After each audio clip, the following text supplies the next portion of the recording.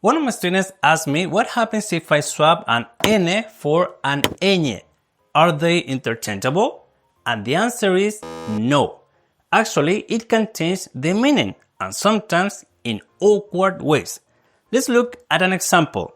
Let's take the word cono, as in un cono de helado. Yummy, delicious. Now let's look what happens if I add a tilde to this. In that case, it's no longer a cono, so we can get rid of this cono de helado.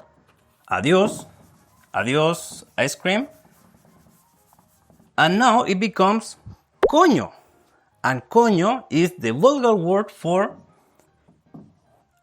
a woman's private parts. It's like saying in your language. So cono and coño are not the same. If you go to the ice cream shop and ask for a coño de helado, you're asking for the wrong flavor. So what's the moral of the story?